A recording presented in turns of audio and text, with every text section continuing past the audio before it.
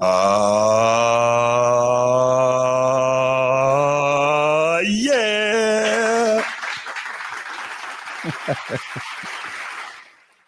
Yes. Welcome in. Welcome back to another episode of the Format Podcast live. And pardon me, we know what's happening at an odd time, but blame the NFL, not us. We didn't do it. Please blame the NFL.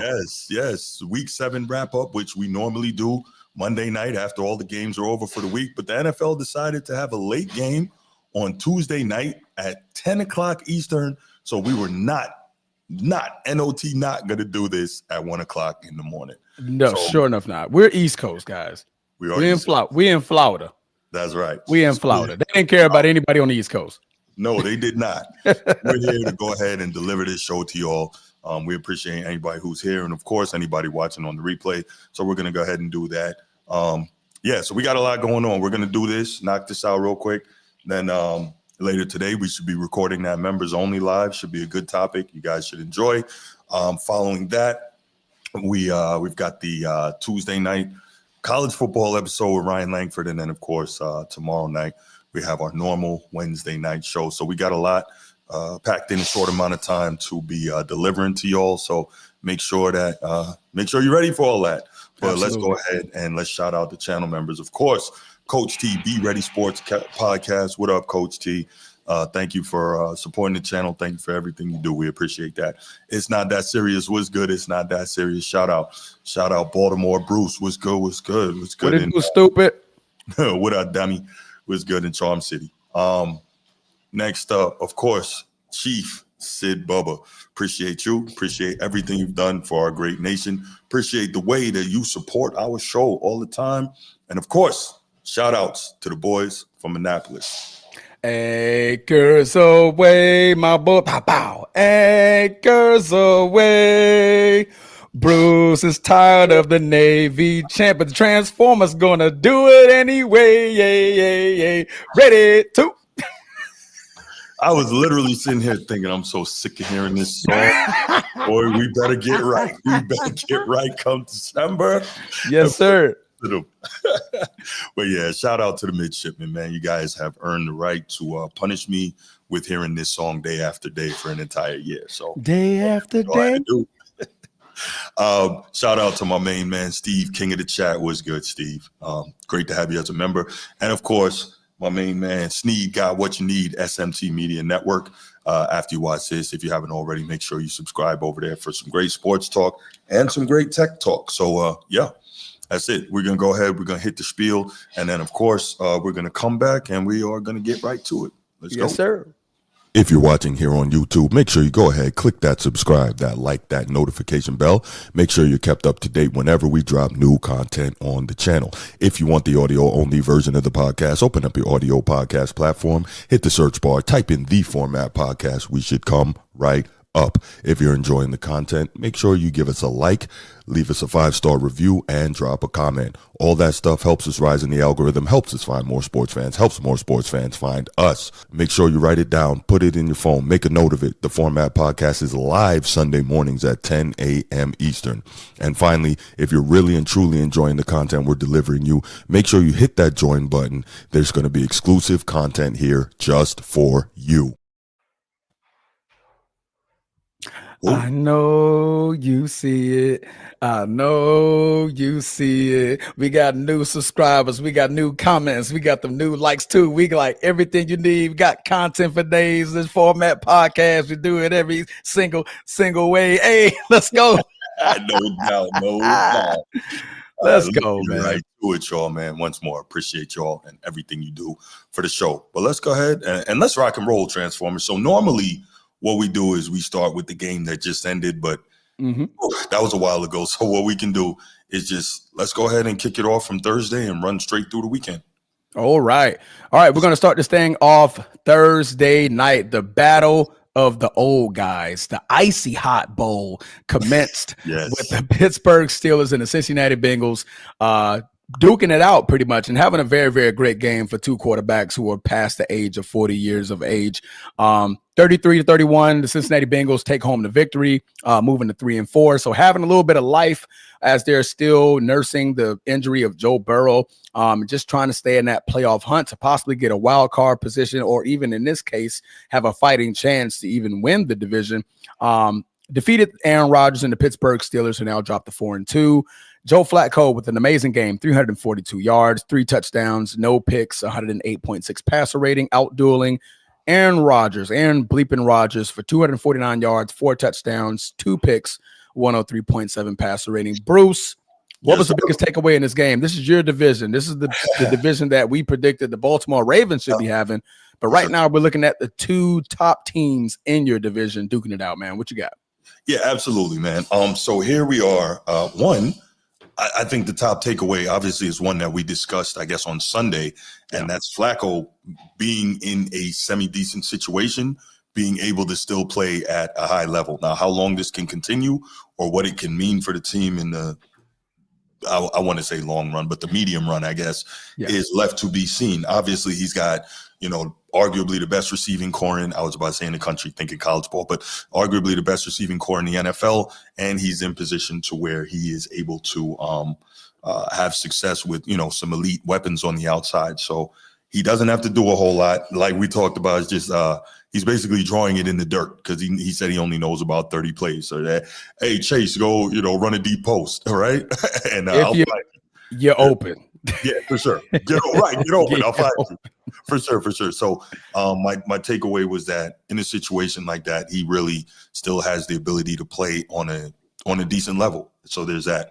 And then 2, I guess my second takeaway is, can Flacco put these guys in a position to make a run at the playoffs for Joe Burrow to return? That's the question. It's possible because remember, 2 years ago was a long time in pro sports, but we remember what he did in Cleveland. Getting hot, I think taking him to 11 wins and then a playoff berth. But this would be a situation where you wouldn't expect him to be the guy in the playoffs. Correct. Just expect him to get them there, and then Joe Burrow steps back in and does what he does. So it could be a very interesting run the rest of the way. No, absolutely. Games left? Huh? I said, what do we have, about 10 games left? They're currently sitting at 4-3. So yes, 10 games. 3-4, excuse me. So 10 games left for a 17-game season. And they have a favorable schedule, man. They got the Jets, who are just in purgatory right now. They're still scratching earth and hell for a freaking win by any means necessary. Then you got the Bears, which is a winnable game. That's going to be in Cincinnati. And then you got the Pittsburgh Steelers again after a bye week. So, you realistically, before you get into Pittsburgh again, could be 5-4, right? You could be 5-4. And there you go. You're right back into the mix. Sir. You're right back into the mix for that division. And you're definitely in the mix for the wild card position.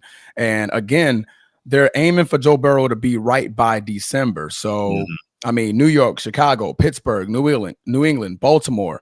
Then we get to Buffalo. That's the beginning of December, December 7th, for Joe Burrow to see if, hey, can Joe Burrow be back? Right.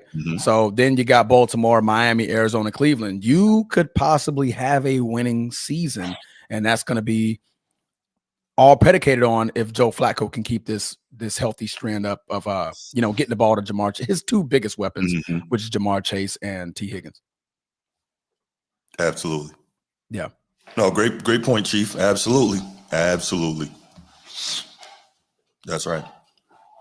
Slow start, but it's a long season. The race is not won by the swift or strong, but one who can endure. One who can endure. Absolutely. Chief said, Bubba, man. That's that senior NCO wisdom right there, boy. Absolutely. That's that Navy wisdom right there. That's that Navy beating Army wisdom right there. I see you shaking your head. I ain't even got to look. I know you mad. Because I know you see it. All right, man, let's move on. What about Pittsburgh? What did you see about Pittsburgh?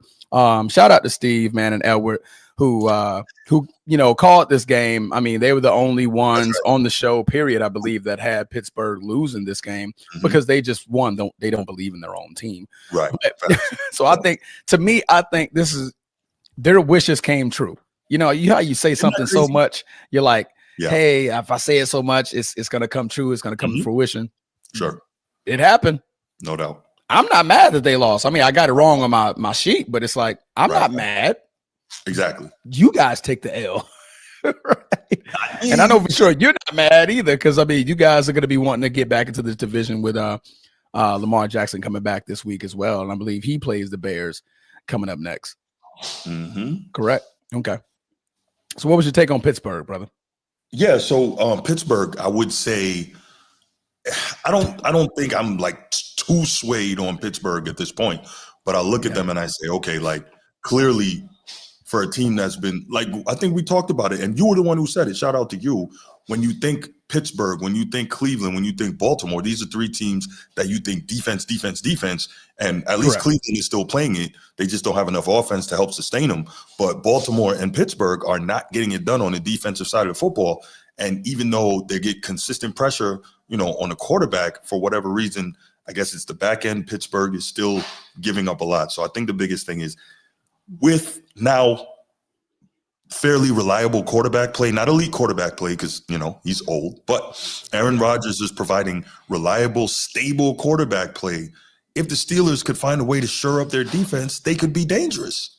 Correct. That's my argument, and that's what I take away from Pittsburgh. And when you have so many big names, like you have a Jalen Ramsey, you have a TJ Watt, you have a Darius Slay, right? And you have these big name guys. On paper, you look phenomenal. What are y'all doing on the field?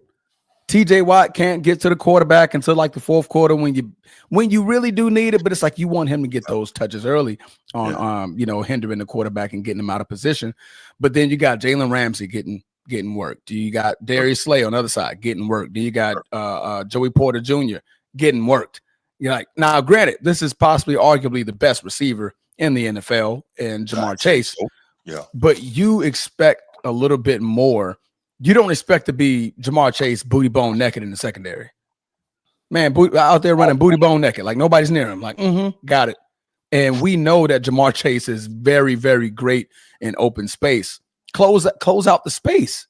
Close out the space. Stop giving them everything underneath when you know you can't beat them one-on-one. Right? So it's just for me, I mean, looking at the Pittsburgh Steelers is unfortunate. It's sad for the Pittsburgh Steelers. I know for you, you're like, yes. Right. For sure. Keep talking. Keep talking, Transformer. Keep talking. Yeah, definitely. But unfortunately, they took the L. We're going to move on to the next game. The early morning game, London turned out to be a blowout. So for sure, they're going to London in Los Angeles Rams. That's not even a London accent. I'm just saying whatever. What is that? It's not even. It's not even an England accent. I can't do it. You can do it better than me. The Los Angeles Rams just rammed them. They pretty much rammed the Jacksonville Jaguars, 35-7. Matthew Stafford didn't even have a 200-yard game, but he had 5 touchdowns. And you know who he threw the ball to? Number 17. I mean, that sounds like a good person to throw the ball to. Would you agree with that? I would say so. I don't even have the rights to say his name because I feel like I can get banned in Green Bay fandom still. Right? I can't even say his name. But yet he gets the ball to his number one guy outside of Puka Nacua because Puka Nacua is nursing that injury. 5 receptions, only 35 yards. But guess what? When you need your big target the most, it was the red zone. He gave him the ball with Devontae Adams having 3 touchdowns. On the ground, they didn't do too much, 29 carries for 38 yards, 3.1 a carry. Not too good, so Jacksonville did great in that category, but they could not stop a nosebleed when it came to the red zone. What was your take on this game, man? This blowout victory. Well, we were doing our show at the time that this was on, so it kind of, tuned in while we were live. But so I expected the Rams to win this game. I expected Jags to go there and get bodied like this, man. This was This was just bad. This was just bad. I mean, clearly, the Jags started off well early. It seems like maybe teams are settling into how to deal with them at this point, but we'll see. Clearly, they're out of my top 5. That's a that's a teaser. Clearly, you can't No. be in nobody top 5 getting blown out. No, you cannot. No. Travis Hunter, 8 catches for 101. Good game for him, but obviously the bigger issue is, that was one of those games where they're getting blown out, so they got to throw to get back in. So those stats are kind of misleading. But yeah, Jags are just not playing well right now. No, definitely not playing well. And this was one of Travis Hunter's first game where he played primarily receiver in a game where they needed a corner. Great. Yeah, for sure. At this point, you definitely needed a corner. I get that. They chose the wrong night to want to put him at nothing but receiver, because offensively, it got nothing done for you. You only scored 7 points, and that was in the fourth quarter in garbage time, right? But you needed somebody to try to stop 17 by any means necessary when it mattered the most, and that was the red zone. They couldn't get it done. So the Jacksonville Jaguars, unfortunately, I think they played their AFC Championship game in week 5, when they played the Kansas City Chiefs. They're riding that high a little too much. Yes, riding that high, because now you're 0-2 post that football game. You lost to the Seahawks, couldn't get nothing done offensively then, 12 points against the Seahawks. Then you play the Rams, only 7 points against the Rams. Where's this 31-point game against the Chiefs? Where's this 26-point game against a good defense ran by not Steve Spagnuolo, 49ers, bald guy, light skin. Robert Saleh. Robert Saleh, there you go. Yes, Robert Saleh, where you put 26 up on that defense, right? Yeah. You couldn't combine. You got 19 points in your last 2 games. Mm-hmm. That's not going to get it done by any team. Nope. That's not going to get it done. So Jacksonville, hopefully they go back to the drawing board. You got the Raiders, who just got cooked this weekend as well. Then you got the Texans coming up. So some winnable games right there to possibly go 6-3. We'll see if the Jaguars can do it, man. So shout out to the Rams. We're going to move on over to the Bears. Beating the New Orleans Saints and Spencer Rattler, who threw another game of 3 picks. Oof. Not a great game for the New Orleans Saints at quarterback, and not even at running back. I was about to say, not a good game for the New Orleans Saints at any back. Quarterback, running back, cornerback, nobody could stop anybody or get anything done. Spencer Rattler, 233, 2 touchdowns, 3 picks. Alvin Kamara, their leading back, only 11 carries for 28 yards. Combined, the team had 17 carries for 44 yards at 2.6 a carry. The Bears got it done on the ground. When you can run the football and you can stop the run, you'll get wins like 26 to 14-point victories. They ran the ball 40 times, 222 yards, 2 touchdowns. That's how you do it. You know what that reminded me of? What's that? That reminds me of the Irish on Saturday night, running all over the Trojans. When you can run for more than 200 yards and repeatedly punch your opposition in the face. Ooh. Those are the ways that you can and drag them through the mud. You forgot that part. Drag them through the mud. Yeah. Those are the type of ways that you win football games. You play bully ball and you're physical. That's how you do it. In the trenches, get it done. Yeah, and you lock down the opponent's running game. What did we say? Run the ball. Football, stop the run. Mm-hmm. Very good way to win football games. Yeah, I think we said that a lot this year. We've said that a lot this year. Yeah. What y'all had? 300? It works. 306, I believe. Yeah. 300 plus. Mm-hmm. That means, boy, them boys couldn't stop me, and I got a torn ACL. Well, recovered. Me, and I'm old with a bad back and a lot of gray. I could have been out there. Said 2 struggling guys could have went out there and ran on that USC defensive line. That's right. Golly, boy, 300 yards is crazy work. At that point, I don't consider myself elite by any means on anything. At that point, if you can get 300 yards running on my football team, we need to go back to the drawing board and address something, because this is just nasty work. But yeah, the Chicago Bears got it done, man. DeAndre Swift is having, to me, a resurgence in his career. This year, he's playing relatively well, running the football very, very effectively. I think they're trusting him a whole lot more than they have in years past. Mm-hmm. This year, he's already at my computer catch up with me, or the internet, whichever one. Well, while you're trying to catch up, let me just interject as you brought up DeAndre Swift. I think what they're realizing is they've got to get DeAndre Swift going, because the key to this same system in Detroit with Ben Johnson, it wasn't just Jared Goff slinging it all over the place. Pause. Whoa. It wasn't just that. I'm sorry. It wasn't him throwing the ball all over the field. It was being able to throw the ball based on the fact that they could pound it on the ground. They could effectively run the ball. And so now they're trying to emulate that with the same system. And DeAndre Swift is, he's kind of coming along. And when they can do that, it makes things a lot easier on Caleb, where he doesn't need to have the monster games for the Bears to get wins. Correct. Right? Yeah. So I think no, absolutely. Absolutely. So far in 6 games, he has 419 yards, 4.7 yards a carry. Great. 3 touchdowns. I believe he's also 16 catches, 166 yards, and he adds another touchdown there. So, I mean, last couple of games, 100 plus yards rushing on the ground. Getting him more involved in that offense, just like you said, it's just it's making dividends for the Bears in that offense, right? Yeah. Their last 4 games, they've scored 25 plus points. Right. And when you're able to score that amount of points, your defense is able to go out there and get a couple of takeaways. Exactly. Fourth quarter stops. Yeah. You end up with some victories. Now, last year they did start off with a 4-2 record. Let's see if they can keep this up. True. I hope they. I didn't think about that. Yeah. So hopefully they figured it out and Caleb doesn't turn back into USC Caleb. Sure. And let's also point out, we talked about running the ball. We talked about stopping the run. But let's also talk about the fact that when you win that turnover battle, right? What is the stat? 2 or more turnovers you give away, you're at the opposition is at like 80% to win the game. Wow. Yeah. So it's crazy. You turn the ball over, especially more than once, and lose the turnover battle, you're most likely going to get beat. What'd you say? 2 turnovers? Are you typing it in now? No. Okay. I'm about to try to figure that one out. Me. Yeah. All right. So the Bears are 4-2. New Orleans Saints are 1-6. Once again, bottom dwellers of the league. I think this is the time they're going to start donning the paper bags. Them and the Jets. I mean, they're just going to start donning them paper bags. Yo, can we real quick? And I know we got to get to the Jets, but I think it's really being unfair the way they're being characterized and the way they're like. I know they're 0-6. The Jets are like a top 5 defensive team in the league. They're playing and they're just losing close games. They don't know how to win. They have a horrible quarterback situation. And for whatever crazy reason, they just decided, okay, we're just going to let Devontae Adams walk. We're going to cut him. And like, I don't understand why they did that. I don't get it. Me either.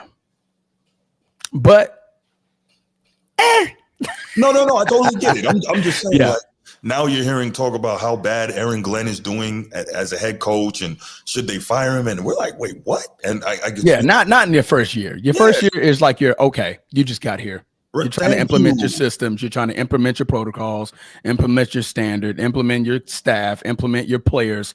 You need at least 3 years to get that going. Now, if you're 0-7 next year, okay, we got a problem. Well, we got a serious problem, because at this point there should have been some positive directional flow of positive change going on with this franchise. But right now, if you're calling for Aaron Glenn's career, you're just not giving him a chance to even try to make a difference, right? See if he can go in a draft and get a quarterback that he would like. Implement his systems on the offensive coordinator, the defensive coordinators, and things of that nature. So if you're not giving him that fair shake, then obviously you're just impatient in your first season as a head coach. Yeah, I think Dan Campbell won like 3 games in his first year as head coach. So like, it can take some time if you're willing to be patient. But I'm sorry, I hijacked it. Let's move on. You good, bro. You good. Moving on to somebody that may need to be fired. Mike McDaniels. May need to be fired? You said may? Well, I'm sorry. Let me start over. Somebody who may need to be fired in the next week or 2. Fired for sure. May need to be fired sooner rather than later. Miami Dolphins fall to 1-6, now 0-4 on the road, because guess what? They played the Cleveland Browns and they could only muster up 6 points. But that's not the problem. That's not the huge problem. Cleveland Browns have a very, very solid defense. Tua Tagovailoa, or AKA Tua Turnover, is liable to give the ball away, because what do you have? 3 interceptions. That'll get it done for a Cleveland defense. But it's not just that. The defense gave away 31 points To the Browns. How does to the that happen? Cleveland Browns, who's Yeah. trying to figure out their rookie. Have a strong running back in Quinshawn Junkins, and you couldn't stop a nosebleed. Not a nosebleed. Dylan Gabriel had 116 yards, no touchdowns, no picks, but his team had 31 points. What are y'all doing? You had to bench Tua turnover for Quinn Ewers, who last year Texas, y'all was calling for the man's job to have Ark Manning kind of start, and looks like you owe Quinn Ewers apology. Yeah. You owe Quinn an apology. 5 of 8, 53 yards. That ain't bad. I'm pretty sure they could use Quinn in Texas right now. I'm pretty sure they even could. Pretty sure you like, man, you can have old Quinn back. Yeah, man, we sorry, Quinn. You know, it wasn't your fault. It was our bad eyes. We didn't know what we were seeing. But yeah, man, the Miami Dolphins, Mike McDaniels. Yeah, I mean, I think it's time. It's time for a regime change. Honestly, Tua turnover, he can go. Mike McDaniels, you gotta go. So you don't give up a lot to the Cleveland Browns, man. You don't. And it's funny in the chat here. Chief Sid Bubba, what up, Chief? Just asked if the team quit on the coach, being Miami. And I was literally getting ready, and he beat me to it. I was getting ready to say that to you, Transformer. The Dolphins have quit on this coach, man. Yep. This coach is not a leader of men. He's great at drawing up plays and play design.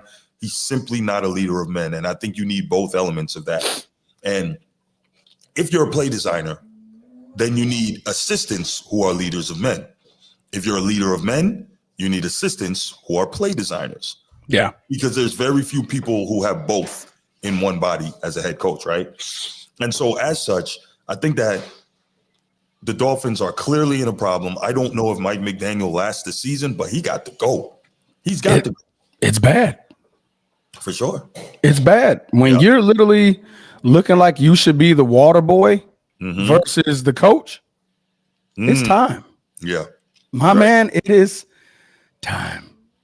Yeah, the Dolphins, they can't get anything right now. I mean, it's just, like you said, it's bad. They're in purgatory for sure. But we're going to move on because nobody wants to talk about the Bum Bowl, the Brown Bowl. Not everyone, Jimmy Johnson. Yeah, not everyone. And I think we all know that, and no one expects every coach to be Jimmy Johnson, right? That's why there are good and there are great and there are bums, Yeah, and not to be disrespectful, but there are in every industry, and they have that, right? So, I mean, no, everyone's not going to be Jimmy Johnson or your legendary guy, Bill Walsh. Everyone, or even Bill Belichick. Everybody can't be that, but you got to be better than you are if you want to keep your job and you're Mike McDaniel, and that's just not going to happen. Big facts. All right, moving on over. The New England Patriots are continuing their strong run and strong performance of games against another bottom dweller, a 1-5 team who is now 1-6, the Tennessee Titans. Drake May looked phenomenal. Phenomenal. Only 2 incompletions out of 23 attempts, 222 yards. More Bruce here. Can we give a shout out to Baltimore Bruce because I don't know if I think it was one of the comments on one of the shows I did. Let me see if I can find it real quick. He says, there you go. I truly believe in Indy and New England. No, I truly believe Indy and New England are playing the best ball overall. I think there's a really good argument for that. Best ball overall in what? In the NFL. Who expected New England to be 5-2 right now? Not 5-2, but this hasn't been the best ball. That's for damn They're sure. playing some of the best ball. I think that's based on what we expected of them. Yeah. But I think they've got a new voice. They've got a guy that they believe in, obviously a guy who played there before. Yeah, Mike Vrabel. Very great coach. Yeah, absolutely. So that's a guy who took a not too talented Tennessee Titan team to the AFC title game with Ryan Tannehill as quarterback. Clearly, they found their quarterback, in Drake May. They're being coached well. They're playing solid ball, and they're winning the games they're supposed to be winning. Yeah, and 1 or 2 that they're not. Right. So they're playing the Tennessee Titans, not a good football team. Another team whose coach just got fired. Right. Yeah. With a rookie number 1 overall pick, you're supposed to win that game. Yep. Win that game going away, and that's what they did. And good teams do that, right? Correct. Teams they're supposed to be. Go ahead, brother. All right, Steve and Eddie. Need y'all to come to the front of the congregation, please. Now, based on again, Blue over there snoring again. Yes, blowing up my ears, man. I'm sorry. Just tearing it up in the background, bro. Tearing it up. Over there. I feel like she only waits until like, okay, he's on the show. Let me take a nap. Right. Let me go to sleep. Yeah. But Steve and Edward, I'm not gonna put your government. My bad. I almost said your whole government. Let me stop. We are live on the internet. Right. Edward Jackson. I can say that one. Based on your logic, Pittsburgh Steelers. They were 4-1, and me and Bruce was giving them flowers, had them in our top fives. Right. But you said they wasn't playing any competition. Are we going to have that same energy for the New England Patriots? Ooh. Are we going to have that same energy? Because other than the Buffalo Bills, you only beat them by 3, and you beat them in Buffalo. Fair. In a divisional game. In a divisional game, which can go either way. They've beaten the Miami Dolphins, who are what? 1-6. They beat the Panthers. Solid team, right? 3-3. Well, now 4-3. I believe they're 4-3 now. The Saints, 1-6. Titans, 1-6. So we're going to have that same energy that we have for the Steelers. Are we? Because last time I checked, it's about who you're playing now. We're using collegiate standards. It's about your strength of schedule. So far, it's not looking like their strength of schedule is very, very strong thus far. Losing to the Steelers, losing to the Raiders are their 2 losses, but they're taking care of business, which I said about the Steelers. You only play who's on your schedule because guess what? You can't make your schedule. This ain't college. You can't pick the team that you want to play. The NFL picks the teams for you based on your standings from the previous season and about what division that you're going to play next on the opposite side of your conference. That's the last time I checked. I mean, I've been watching NFL for about a couple of 3 decades now. Long time, I think that's about right. So is it a little too soon to say the Patriots are legit? Maybe, maybe not. All right, they got the Browns coming up. Can they beat the Browns? Absolutely. Falcons coming up. Can they beat the Falcons? Absolutely. They could go 7-2. Go back 4 shows and hear me say that.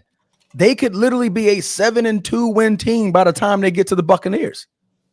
They can, because their schedule is very, very flexible for them to win some quality games if they put their feet in the ground and beat the teams that they're supposed to beat if they're looking to make the next step. But then after that, you got the Bucks. You have the Bengals on your schedule. You got the Giants on your schedule. You got to play the Bills again. You got to play the Ravens. So once you beat them teams, then I'll believe them more. But so far, the only win I'm giving them is the Bill. That Bills win was a great win. That was a great win, right? Bills had a lot of trouble earlier on in that game. The New England Patriots are the ones that caused those troubles. The false starts, the early turnovers, and the Bills just couldn't quite get back to themselves. I give them that game. But every other game, I mean, you beat bottom dwellers of the league. So I just want to know if we got that same logic, but I'll move on. The Tennessee Titans, Cam Ward, 255, 1 touchdown, 1 pick. I mean, he's the rookie. I'll give him grace. It's 1 year. It's his first year in the NFL. He came to the worst possible team in the NFL to play for. I'm pretty sure Aaron Glenn probably looking at the Tennessee Titans like, hey, you want to switch? Yeah, right. You want to make a switch? I can do something. Quarterback, yeah. I can do something with Cam Ward. I could use 255 yards. Last time I checked, I had to bench my quarterback. We're going to get to that in a moment. All right. The Kansas City Chiefs are looking like the Kansas City Chiefs again. Rashid Rice, who oh boy. Rashid Rice, who suffered a season-ending ACL injury in the beginning of the year 2024, had a 6-game suspension to start off this season due to off-field allegations that we're not going to get, not allegations, off-the-field happenings that we're not going to dive into. But his first game back in the lineup was the first time that Patrick Mahomes had Rashid Rice, Travis Kelce, and Xavier Worthy on the team at the exact same time. And boy, was it a light show. Patrick Mahomes, 26 for 35, 286 yards, 3 touchdowns, 126.6 passer rating. Rashid Rice in his first game back, 7 receptions, 42 yards, just giving them the ball, but found the end zone twice. This game, this is their receivers. Nobody had over 54 yards with the exception of Travis Kelce. But look at this division right here. Travis Kelce, 54. Rashid Rice, 42. Brashard Smith, 42. Taquan Thornton, 39. Juju Smith-Schuster, 35. Xavier Worthy, 35. Noah Gray, 28. That'll get it done if you spread the ball across a bunch of weapons. A lot of balance. That's a lot of balance. Yeah. They have, and then you have Andy Reid as your coach, who's one of the biggest geniuses offensively in NFL history, with all of these fast receivers, can get the ball, can work in open space. Patrick Mahomes is out there running fake plays now. We're getting back to the Kansas City Chiefs ways, to where they out there trying stuff because we know we're better than y'all. We know we're better than y'all. Yeah. Hey, man, this play don't ever freaking work, man. Say that. And I get the first down on the fourth down. What are we doing? What are we doing, man? So, Bruce, man, what's your take on the Kansas City Chiefs? Have now moved to 4-3 after a horrible start, just blowing out the freaking Raiders, which is like, man, the Raiders really disappointing me here, because I really felt like they would have been better than this year, just for having, you know, a head coach with a history of winning, a winning culture.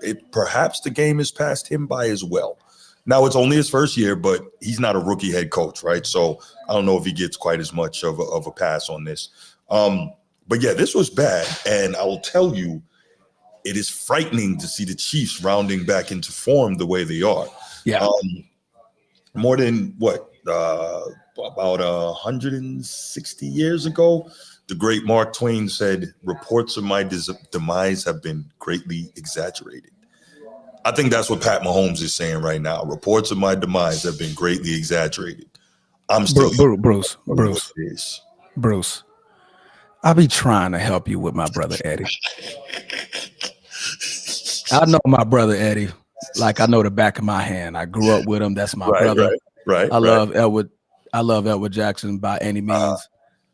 I'll be trying to save you from him, because I know what Eddie is about to say in these comments. You went back how long? About 160 years. 160 years. Yeah. 180 years. 180 years. You're making it worse. Say 90. Say 80. He already calls you an old man. That's okay. He already says you're so deep in the history that you're way before your grandfather's time. And now you went way past that. Come on, man. Finish. Yeah, that's around the time my grandfather's grandfather. Your grandfather's grandfather born in about 1925, right? Yeah, his grandfather. That might work. Listen, I'm a history person, man. I'm a literature person, man. That's how I move, man. You know. But I think it's a fair quote to you. The quote was beautiful. Yeah, reports of my demise. You couldn't find anything from 1999. No, I'm sure maybe there was something, but I just thought, you know, that fit. And all right. God, that man said 180 years. You do be trying to help me, though. I appreciate that, man. You do. See, that's why you're my brother. That's why you're my brother and my co-host, man. You try to look out for me, man. Oh man, I'm trying. But yeah, they were calling for. You better not be talking about me with that BS. Oh Lord. Go ahead. I'm sorry. But yeah, they were calling for Patrick Mahomes. Is not calling for him, but they were just giving him heavy criticism.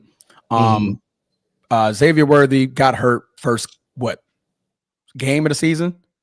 I think it was first game or second game of the season, where Travis Kelce kind of dislocated his shoulder by inadvertently running into him. He was already without Rashid Rice, so you're without your number one, your first round pick of last year. Then you're out your number one receiver in this stretch of games. And we were calling for him. My thing when we're critiquing Patrick Mahomes, they're like, oh, man, he's just not the same and stuff. Let's understand the context, because we do these same things for other teams. If you're missing your big weapons, I mean, you're going to have a struggle, or your offense isn't going to look as fluid without the guys that you went a whole offseason preparing with. You start off training camp with these guys. You go into the game plans of every game from the start of the season with the mind frame, with these set of plays. These are my plays because I have a 4-2-6 guy in Xavier Worthy, and I have Rashee Rice. If you take those weapons away from me, you shorten up my playbook. Now you shorten up my options as a quarterback because I'm looking for those two guys. Because if I have to break the pocket, you can't keep holding Xavier Worthy, who's running a 4-2. He's going to eventually pass that zone. He's going to break it. He's going to break that zone. Rashee Rice is going to beat your corner. So if I don't have those guys, then I can't give a fair criticism about Patrick Mahomes. But with the exception of Trevor Lawrence's miracle birthday bowl game that he had in week 5, the Kansas City Chiefs have won 4 out of 1 in their last 5 games. 4-1 in the last 5 games. So the Kansas City Chiefs are, getting hot. They're going to be playing the Commanders next week. That's another one. Possibly maybe without Jaden Daniels. So before they get to the Bills, they could be looking at a 5-3 record and looking to be hot. And that's what you don't want. You don't want them boys hot because when they get rolling, it's an avalanche coming downhill. You don't want those problems. And Chris Jones can peel his ears back, and Steve Spags says, "Blitz, go get him, go get him, go get him." 5, go. Let the dogs loose. Go get them. The dogs loose. Yeah, you run into a buzzsaw, man. That's right. And that's the thing too. Like the Chiefs, they were struggling earlier. It's like they never really get worried because they're like, we'll get back. And we're good. Just wait. We're fine. Yeah. And we said it. If they had a 3-3 record, the best possible scenario was a 3-3 record. They did that. They went 3-3 without Rashee Rice. Now you give me my target back. Boy, that playbook, if you saw that game, Andy Reid was over there. Oh, we're running a play number 86. Pat like, say less. I got it. Was it what Pat be doing? Yeah. Yeah. I got it. No, don't even worry about it. We're going to play backyard football in the whole second half because we're going to be up 21-0 by the third quarter. So scary. Raiders, we got nothing to say. You gave us 0 points. We're giving you no commentary. Got it. Moving on to the Eagles and the Vikings game. Jalen Hurts reminded us, hey, I can throw the football and I can throw it deep. I think this is the first perfect passer rating this season, 158.3. He hit it right there on the nose. We've seen a couple of guys get close, and we were wondering what it takes to get that. What it takes. I guess you need to be 19 for 23. You need to have 326 yards. You need to have 3 touchdowns. You need to have no picks. Now, Devonta Smith and A.J. Brown been complaining. You think they're happy this week? I think they had 300 yards. Devonta Smith, 9 catches, $183. A.J. Brown, 4 catches, $121. I think they're happy this week. I think so. Okay. Or do you think that they saw Joe Flacco's performance with Cincinnati Bengals? Did you hear what I said? Like, hey, Philly, get the ball to your guy. Yeah, Philly said, hold my beer. A.J. Brown is a top 5 receiver. Yes, he is. Devontae Smith, last time I checked, is the last Heisman receiver. That's right. Last time I checked. These guys say, hey, you got weapons, use them. And damn sure they did. Jalen Hurts, out of the 19 completions he had, the 23 attempts he had, 17 of 23 attempts went to Devontae Smith and A.J. Brown. 19 catches of his completions, 13 of them were Devontae Smith and A.J. Brown. Get your guys the targets. Get your guys the weapons. Saquon Barkley not able to do anything in the run game, but you reminded the NFL, hey, I can throw the ball too. Right? 18 carries for 44 yards, 2.4 yards a carry. You're like, okay, but I got 2 elite weapons on the outside. And I also got Dallas Goedert, who's a very, very great tight end. Yes. But you know what I think this is, though? Brian Flores says, and I don't think it's disrespectful, but he said, we stand a better chance if we make Jalen Hurts in that passing game beat us, because if we let Saquon get off, everything else they can do off of his run game. Correct. And so they're saying we are going to make sure we lock up the Eagles' run game, 23 carries for 45 yards. That'll do it. Great night, for sure. So when you do that, you're forcing Jalen Hurts to say, okay, beat us. And he did. You can live with that.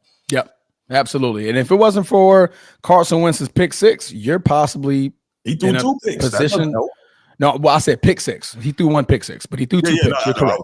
Right. Yeah, he threw two picks, but you got Brian Flores on defense. If that pick six doesn't happen and it's just a pick, you hold him to a field goal, you're possibly still in this football game. Well, they were still in the football game to the fourth quarter, but you're probably in a better position to win this football game. And for that, for holding Saquon Barkley to what you did coming to fruition, like, okay, we're just gonna have to make Jalen Hurts beat us. Offensively, I mean, Carson Wentz did throw two picks, but I mean, he was spreading the ball around. Jordan Addison, 128. Justin Jefferson, who he is, 79. TJ Hawkinson, another great tight end, 43. He was throwing the ball. You're not mad at that. Running the football, not too great, but 23 carries, 89 yards, just a 0.1 under the 4 yards per carry. But you run that 3 times, that's a first down. Right. So good game, Eagles. Good game. They go 5-2 in Minnesota, 3-3, dropping down in the division. All right, moving on. We were talking about the Panthers earlier. The Panthers are once again shocking the league with their great play. I'm going to say great play now because they are a winning football team. They are now 4-3, pushing the New York Jets to 0-7. We got a little bit of Bryce Young, but due to injury, we saw a little bit of Red Rifle and Andy Dalton step into the game. But on the other side, we saw 2 quarterbacks as well, and it wasn't because of an injury. Justin Fields ended up getting benched for Tyrod Taylor after a 6-12 performance, 46 yards. Sacks of 21, so that means he had a passing day of 25 yards after having a -10 passing day last week. Bruce, we spoke a little bit about it earlier. What did the Jets need to do?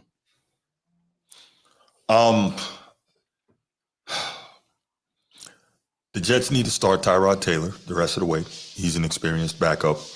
They need to look into the draft next year, see if they can find a quarterback or see if they can trade for one. Arch Manning. Justin Fields isn't going to get it done. No, Arch Manning is not going to get it done either. He's definitely going back to school. And it might not even be at Texas, but that's a whole different thing. Who knows? Oh, yeah, I'm looking at the portal for sure from Texas. Yeah, I don't know.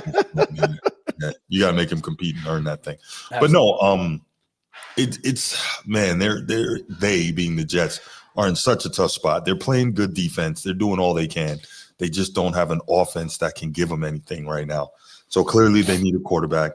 Clearly they need another weapon in the pass game because as you can see, Garrett Wilson, he's injured. He's not playing right now. They need another probably weapon or two in the pass game. I don't know if you try to get something in free agency or definitely in the draft. There's always a ton of wide receivers in the draft, but it's really it's really difficult to see. I don't know. There's just a lot to be done. They need a lot of help, but clearly, first and foremost, need a quarterback. Secondly, need a weapon because Justin Fields just isn't going to get it done. If you want to keep him as a backup, because by then he'll know the system, he can teach the new guy maybe, but he's not your starter anymore. It's just not going to work. Well put. I got nothing to add to that. I'm you're 0-7. You're giving me nothing. I give you nothing. I have nothing to say. Back to the Carolina Panthers. Taking care of business when they need to take care of business, of course. They're on a 3-game winning streak. I believe their first 3-game winning streak in the last 4 or 5 seasons, I want to say. And they got to play the Bills next week at 1:00 on Fox. So if you tuned in, that's going to be a great game to watch because the Bills are hungry for a win because we're going to talk about them in a moment. They had a bye week, but they're, riding a 2-game losing streak. So they're going to be looking to get right back in that winning category. But Bryce Young, Andy Dalton, they got it done. They got it done. And that's what matters. I mean, Carolina's still 4-3. Like, they're competitive. No one expected that. Second in the NFC South. There you go. And their competition, who's in first, just took a loss. So they're right there. Yep. They're right there. Mm-hmm. All right. Moving on over, one of the games of the week. Got to be kidding me. The game of the week, or could I say the fourth quarter of the year so far. There were 46 points scored in the fourth quarter of the New York Giants game and the Denver Broncos game. This is a game where Denver, going into the fourth quarter, had a donut. They won the game 33-32. Insane. had a donut. I want to say this again, guys, for those who are listening and tuned in. I think it was 28-6 with 6.5 minutes left. Yeah. That's not supposed to happen, Transformer. They had 0 points. 0 points. The Denver Broncos scored 33 points in the fourth quarter alone. Yeah. Ended the game with 33 points. Giants, I'm looking at my defense today, and I'm like, what the hell happened? Did y'all go home? Did you go home? Did you leave? What happened? Because at this point, I thought I had a solid defense. I thought I had one of the fiercest defensive fronts in the league with Abdul Carter and Thibodeau. Not Thibodeau. Tibbs. Thibodeau. Yeah. Thibodeau. Mm-hmm. I thought I had a defensive front. What happened? Dexter Williams. And Brian Williams. Brian Burns. Brian Burns, and there's a defensive tackle, and I always forget his name, but yeah. Yep. What happened? Because you gave up 33 points to Bo Nix. I don't know, man. Bo Nix had 4 touchdowns in the fourth quarter. 2 with his arm and 2 with his legs. I got questions if I'm the New York Giants defensive coordinator, because what happened? But Bruce, what you got on this football game, man? This was a chase down of all chase downs, man. It was. So this is one of those where you say, was this a Giants collapse or was this a Broncos win? A little of both. And I think that the Giants did a very poor job making adjustments off of Denver's adjustments, because Denver was able to make the adjustments and slow down Jackson Dart, who did a lot in the first half. In the second half, not so much, right? So just, I don't know, man, to allow, like you said, and like Coach T said, Giants are up 19-0 going into the fourth quarter. And they put some points on the board in the fourth quarter now. They got 13 points. Right, 13, but that should be enough to win you the game. But your defense has, I'm not going to say a historical collapse, but close to it. I don't understand how that happens, but man, shout out. I mean, is that not historical? It might be. I think that might be historical. Might be, yeah. Let me look up the most points in NFL history scored in the fourth quarter. Mm-hmm. Fourth quarter. Absurd. They were 1 point short. The Detroit Lions had 34 points in the fourth quarter against the Chicago Bears in 2007. They are now tied for second place with 33 points scored in the fourth quarter game.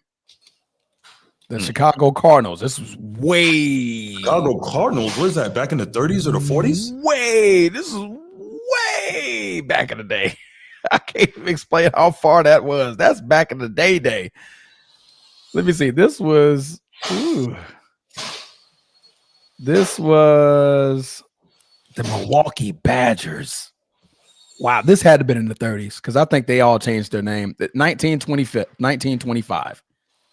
That's how long ago that game was. Literally 100 years later, they tied that record. Insane. Literally 100 years. Somebody do this again. 100 years to put up 33 points. Playing with leather helmets with no face mask. Dude, their pads was like this in their shoulders. It just had cloth, just extra cloth. Yo, real talk. You know, the average offensive lineman back then weighed 180 pounds. Absolutely. Everybody was small. That's wild, though. It was dudes literally coming off of the fields, picking, crops and literally plumbers and stuff, just for sure suiting up, playing the game. Yeah. Literally. Not enough money to just do that, Just play NFL football. Yeah.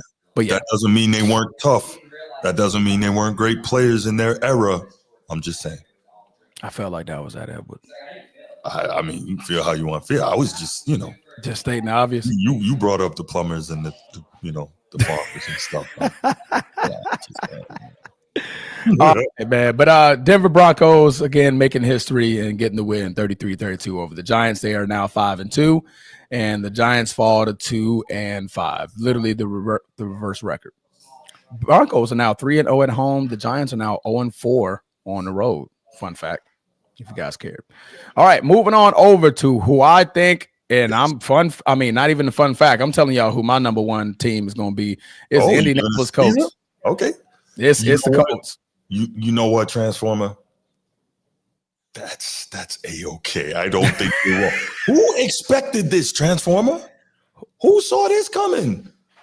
Man, flowing hair, got busy, threw for 420. See, I'm going to tell you, real talk. I'm sorry, you didn't even. I'm sorry, I'm interrupting. Go ahead, brother. Go ahead. I'm allowing it because Indiana Jones and Jonathan Taylor are taking care of business, standing on all types of business. They had 38 points and didn't score a point in the fourth quarter because they didn't need to. Impressive. 38 points. Daniel. Indiana Jones. What is he doing? Turn around. Hand the football off to number 28.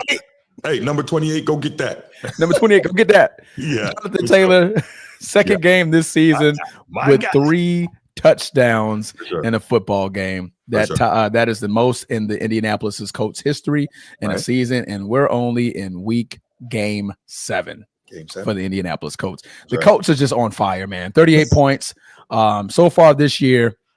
Their point totals: 33 in week 1, 29 week 2, 41 week 3, 20 points, and only the only loss this season against the Los Angeles Rams. Again, my Seminoles defense probably stepped up. Stepping up in the NFL. They're not stepping up in college right now, but they're stepping up in the NFL. Week 5, 40 points. Week 6, 31 points. Week 7, 38 points. They've had one game this year where they scored 20 points or less. They're leading the league in scoring now, right? Leading the league in scoring. Yeah.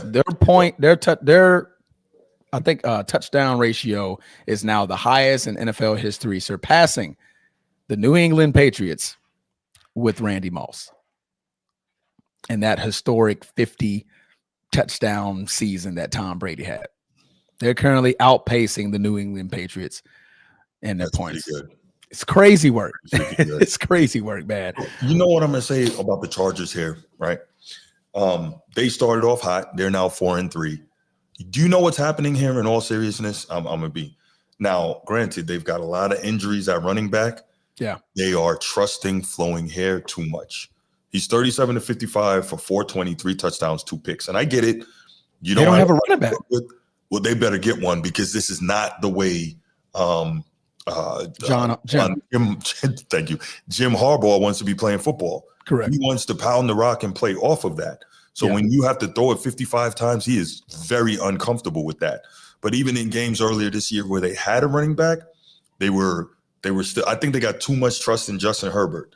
I mean, he's got his money, so he's not going anywhere. But I'm trying to tell you, I've told you, he's not the guy. He's not the guy. And I don't know that he ever will be. He might be one of those guys that his career's all done and he's put up a ton of numbers, but what is it meant? You know what I'm saying? Correct.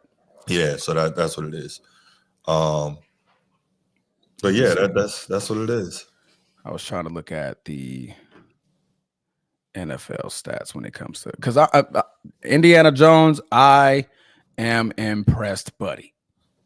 I'm impressed. He's currently 5th in the league in passer yards. He has, let's see where he's at in touchdowns.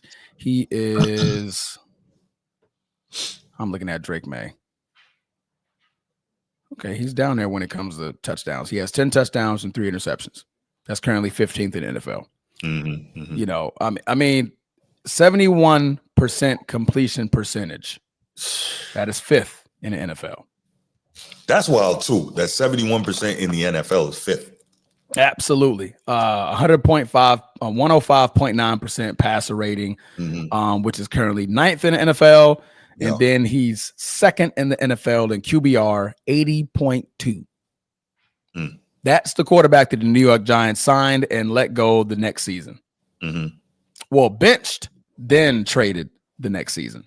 Okay. That's that quarterback. Balling, turning around. There's a guy who's about, I'll give Jonathan Taylor about 230, maybe. I'll give him about 230. Got a big number 28. It says 2 and it says 8. Name Taylor on the back. Wisconsin Badger. One of the finest. players that come out of Wisconsin, by the way. Yes, sir. Just turn around and hand that man the football. Turn around and hand it to him. Turn around and hand that man the football, because I promise you, he's going to find a lane and he's going to bust it open. Pause. That was crazy. But he's going to do his thing. He's going to get busy. All right. Moving on over. The number one quarterback in QBR is none other than Dakota Rain Prescott. You know what? He's having a good year, man. I'm no Dak fan because he's another one that's going to turn into a pumpkin, but he's having a good year. He's having a good year. Cowboys are sitting 3-3-1. Their only tie coming to the Green Bay Packers. Beat the Jaden Daniels Washington Commanders, who ended up leaving the game due to a hamstring injury, which he may be out for the foreseeable future. I think the MRI results have not come back yet. Right.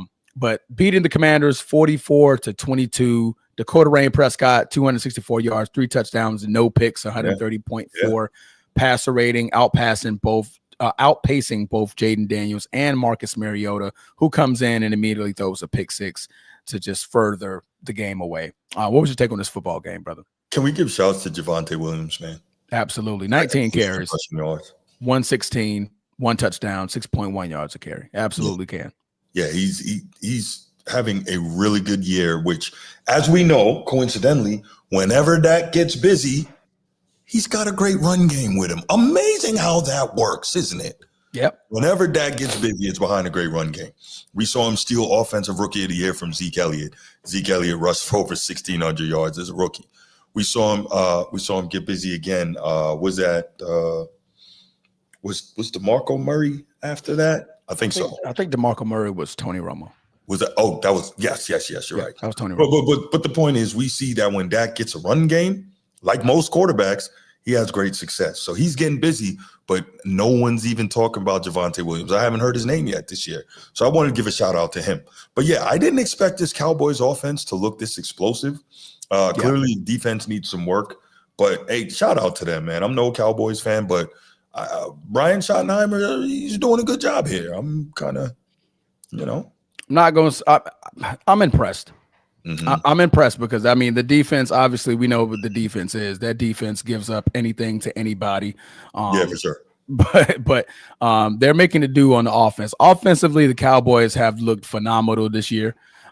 They just can't stop anything on defense, similar to what the Baltimore Ravens are doing.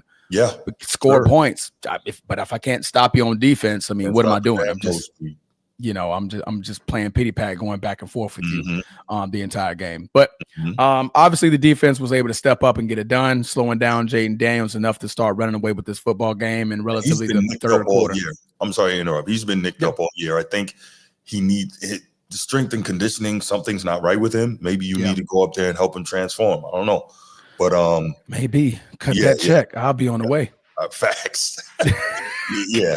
I'll go up there and be your social media guy while you're doing that. Cut the check. Cut the check. I'll be in Washington before you know it. Right. But everybody was but DC. I'm sorry.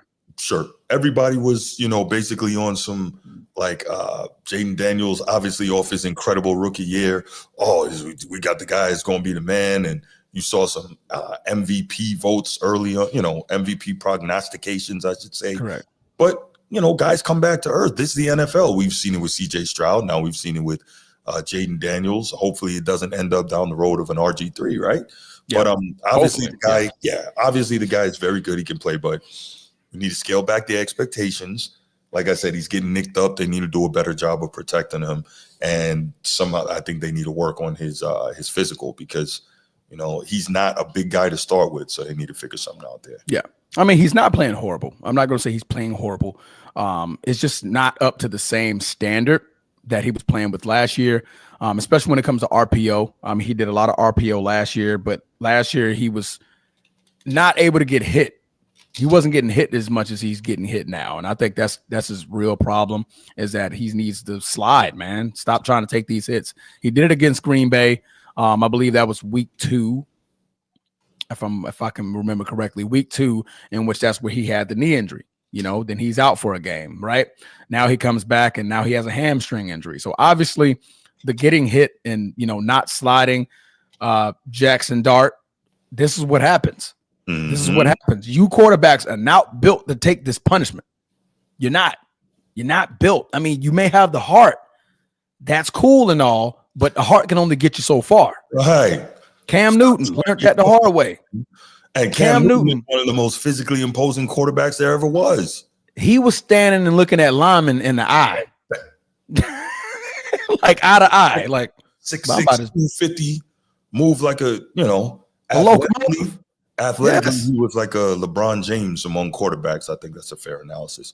Like yeah. He was that kind of guy, all the tools, all the physicality, and even he broke down. Like you can't keep playing that way. Can't take the punishment. If you got to slide, go down.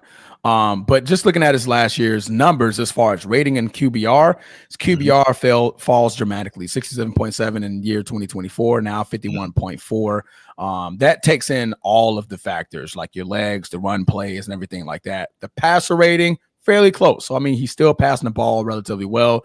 100.1 last year. Right now, 97.7. Like I said, 8 touchdowns, 1 pick. He's not turning over the football. It's just the offense is just not flowing anywhere the direction that it needs to go. So that's a big part of it, man. I mean, they lost Austin Eckler, which was part of their passing attack early in the season. Then obviously they've been a couple of games without Terry McLaurin. So that can also be a problem of it too, a piece of it too. But now you're dealing with back-to-back injuries, one with the knee and now with your hamstring. So this may be one of those CJ Stroud type of years where he just falls back a little bit. Maybe. All right. Moving on over from Jaden Daniels. Micah Parsons, step up to the front, please. Jordan Love, step up to the front, please. Josh Jacobs, step up to the front, please. My kicker, I don't even know what his name was, but that man was a substitute teacher 2 weeks ago. Was he? He was about to be a substitute teacher. Okay. I like it. And now look at him. I like it. Franchise record 61-yard field goal. Crucial. I've never seen that before. Field goal. Yeah. Tucker Kraft. Come up to the front of the congregation. My personal game ball goes to all of y'all boys, man. Like, this was a game. I'm going to gloat here a little bit. This was a game when you allow Micah Parsons to get busy. That boy look good. 3 sacks. That boy look good. When you trust in Jordan Love in a 4th down situation and you got a big, strong tight end by the name of Tucker Kraft, get busy. Josh Jacobs. Boy, you know how to find one thing on that field, and that's the end zone. That's the end zone. Them boys together collectively got it done. What is my kicker's name? I can't even pronounce it. Lucas Havrisik. I think Havrisik. But 61-yard field goal, franchise record. And like I said, he was going to be a substitute teacher 2 weeks ago, and he came in to beat the Arizona Cardinals 27-23, now moving to 4-1-1. Now the Green Bay Packers are leading the conference of the NFC. They're the number 1 team over there, but the only one-loss team in the conference, beating Jacoby Brissett and the Arizona Cardinals, who are now 2-5 and have now lost 5 games, 1 score or less. So pretty much the opposite of the Kansas City Chiefs from last year. They're just losing all the games where the difference is 6 points or less. Bruce, game ball. Game ball, man. That's a tough one. Game ball. I mean, I guess it's gonna go to Michael Parsons, but I got a big butt for you. Pause. I have a butt here in terms. Nope. Emmanuel Acho, just like his show the other day, cut the lights. Cut the lights. Nope. Show's over. I had a beautiful soliloquy about my Packers, and this is your response you give me? These are the words that come out of your mouth, Bruce? What is wrong with you? What is wrong? I got a what? And you said for me. Bruce, for me. Emmanuel Acho, cut the lights. Okay. Cut the lights. What I'm saying is this. I have a big however here, right? Whoa. I have a however. You have a gripe. I have a gripe. There you go. Okay. Yeah, I thought however could work. I thought that could work too. You just add butt in there. No, it's however, but I have a gripe. Here's the deal. I will give Michael Parsons this game ball, right? However, my gripe is this. When it comes to it, and I've complained about this since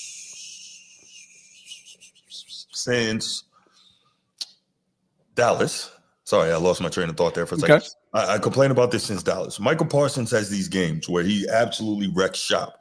But like, where is he in these big games? That's the problem. I can't find him in these big games where he's supposed to take over and really be a difference maker like an Aaron Donald or a Chris Jones, right? We always talk about how in these big games, in these big moments, Chris Jones is going to make a play. Aaron Donald literally saved a Super Bowl against the Bengals by making a play. Correct. I need more of that from Micah. The ability is there. I just need that at the time that it's supposed to happen. So there is my gripe. That said, he still gets the game ball with 3 sacks, you know. There you go, Micah. Tackles for loss. He gets the game ball. There you go. There you go, Micah. Game ball. Game ball. I mean, am I wrong on that? I didn't know. I still don't even know who to get the ball to. Micah Parsons had his first 3-sack game of his career. You know, it took him to get in a Green Bay uniform to get it done. Sorry, Jerry, but thank you though. But that last sack was in a crucial moment. It was in a crucial moment. Jacoby Brissett was carving that secondary up to pieces, carving it up. They were on a silent count at home. They were in Arizona on a silent count. Why? Because Green Bay fans travel. They were on a silent count at home. And the timing that Jacoby Brissett had with his receivers, Trey McBride, Zay Jones, Marvin Harrison Jr., he was slanging the pill all over the place. And my secondary went ghost on crucial big plays. But into the fourth quarter, when it mattered the most, and the drive that Jacoby Brissett was trying to go down and score, Micah Parsons showed up, got the key sack to force a 3rd and a mile, and Jacoby Brissett couldn't do nothing but throw that thing out of bounds. The sacks, to me, Micah Parsons isn't going to be top 3 or maybe even he's top 5 currently in sack leaders, but that might not remain for long. Why? Because he causes so much havoc that you have to throw another guy his way, and it's going to make Rashawn Gary's numbers inflate a whole lot more, because now Rashawn Gary is going to get 101 coverage. He's like, your second best tackle has to guard me? So cool, I'm going to eat and I'm going to feast and I'm going to go get your quarterback. But it's the plays. You have to watch Micah Parsons and the disruption he causes. I get that. Without necessarily it showing up on the stat sheet. I get that. That's what I'm learning more so about Micah Parsons. He's such a bull where it's like it just disrupts a whole lot of timing. And the line is like, yo, okay, he's coming this way, and it just forces the quarterback to go into a different direction. That's what I'm seeing more about Micah Parsons. Yeah, and I totally get that. I can't take it from you. But like I said, when you're talking about these guys he's being measured up against, Chris Jones not only causes disruption, he also gets the play. And he gets it at such key times. You know what I mean? Correct. And that's why, that's what I want to see from a guy like Micah, who has the ability to do so. Yeah. So, and that's fair. Get your that's point. Fair. And your point as well. No, absolutely. Game ball, Micah Parsons. You heard it from Bruce Hope. Facts. Here on the Format Podcast. Me, I got to inflate 4 or 5 game footballs, because that would have been crazy if I would have said it the regular way. 4 or 5 game footballs, and I'm giving them to all 5 of the guys that I mentioned. Tucker Kraft, my kicker, Lucas. I'm just gonna call you Lucas. Funny, I got a Luka Doncic, and now I got a Lucas. Josh Jacobs, Jordan Love, Tucker Kraft. Anything anymore? Yeah, man, that's crazy. We're gonna have to clip that one. That one was crazy. That one was crazy. All right, moving on over to the next game. The 49ers just out-dueling Michael Penix, Penix Jr., winning the game 20-10. in Sunday Night Football. Bruce, what's your takeaway on Mac Jones? Again, getting it done without his defense. Not any sexy numbers, threw a pick. That's, but to your point, they did get it done. They won this game, but Christian McCaffrey, big game for him. 24 carries, $129, 2 tuds, 7 catches, 72 yards. When he's playing like that, the 49ers are so tough to beat, and that's what Kyle Shanahan loves to see, is Christian McCaffrey being that all-around weapon for his squad. So you saw that. And then I think Penix Jr. got dinged up. I think I read that yesterday, like an ankle or a foot injury. So correct. He might be out a couple weeks. They did a good job bottling up Bijan for the most part, 14 carries for 40 yards. So shout out to the Niners defense. Shout out to my guy, Robert Saleh. But yeah, it's, he's your guy now? Listen, I got love for Saleh. He's my Muslim brother. So, okay. Gotcha. It's more of a religious thing. Yes, got it. Yes. I feel that, that brotherhood, that connection there. So, got it. Yeah, absolutely. Okay, Coach T, I got you. Be Xavier Watts, go Irish. Matter of fact, wasn't it Watts that got the pick though? No, it wasn't Watts. I wish it was. Okay. If you notice, they don't really throw near him a lot. Nah, he don't. They don't throw his direction. He's almost like a cover corner, and he's a safety. They don't throw near him a lot. He got the two picks in the first month of the season. They're like, okay, we got it. Yeah, we're gonna throw to Jesse Bates, right? Which is not that much. That's not that much a better move either, though. No, it's not. Yeah, but no. Overall, really good game. The 49ers are at 5-2, looking a hell of a lot better than my Ravens. And shout out Coach T and the 49ers. They're balling and they're continuing to do what they got to do. This is going to be. I mean, obviously, Mac Jones is just holding it down until what's my guy's name? The starter, Brock Purdy. Thank you. Jeez. Brock Purdy gets back. And so I guess we're looking at it and we're saying this is going to be very interesting when Purdy gets back. But also, how long can the Niners keep going like this without much of a receiving core? I mean, they're in great shape. I mean, 5-2. They got the Texans next week, who can't seem to find their footing at all. So you can possibly go 6-2. You got the Giants, who give up 33 points in the fourth quarter. So you can go 7-2. And then you got the Rams. That's going to be a good game. Then you got the Cardinals, Panthers, Browns, Titans. They could legit, and I said this early in the season as well. They have a favorable schedule to where they could end up either winning another division, or they could be definitely in a wild card position to make the playoffs and make the postseason. They have key stretches where they're playing subpar competition. And long as they take care of business, regardless if they're hurt or not, they take care of business. They can be in that mix. And San Fran is not a team that you want to meet in the postseason. Trust me, as a Green Bay Packer, I know. I hate playing them in the postseason. For some odd reason, it seems like Kyle Shanahan has our number in the fourth quarter. Right. So, but yeah, man, they're getting it done. Obviously, Mac Jones is doing one masterful job. Christian McCaffrey, I feel like this is like the polar opposite of T's week, Coach T's week. So he got to witness on Saturday USC get ran through and couldn't run. But now, Sunday night, he sees his San Fran team stop the run and run the football. So T, you got your love back. It may not have been against Bruce's team. It was against Xavier Watts. I mean, you got that. But he's not wearing green right now. He's wearing red and black. That's so right. It's not quite the same, but Coach T, you got it back, man. There you go. You got some love. 39 carries, 174 yards, 4.5 a carry, 2 tutties. That'll do it. When you can stop the other team from Bijan Robinson is a beast. You hold him to 2.9 a carry.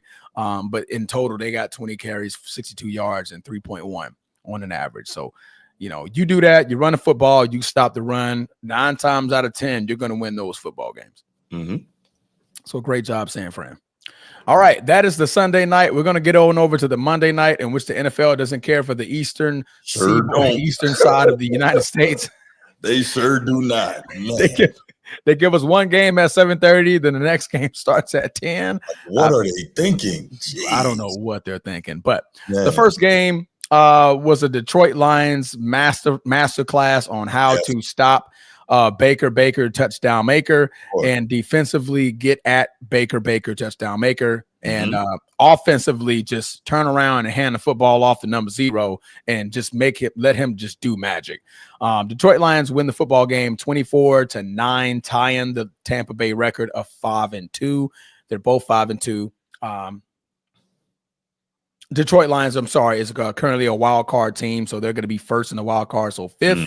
And Tampa Bay is currently number 2 in the conference because they lead their division but have the second best record in the conference. So, Bruce, Baker wasn't able to get it done. A lot of overthrows that I saw from Baker last night. He really wasn't on par, but I think that has a lot to do with a kid named Aiden Hutchinson leading that defensive front, getting after and just bothering Baker Mayfield and getting him off his spot.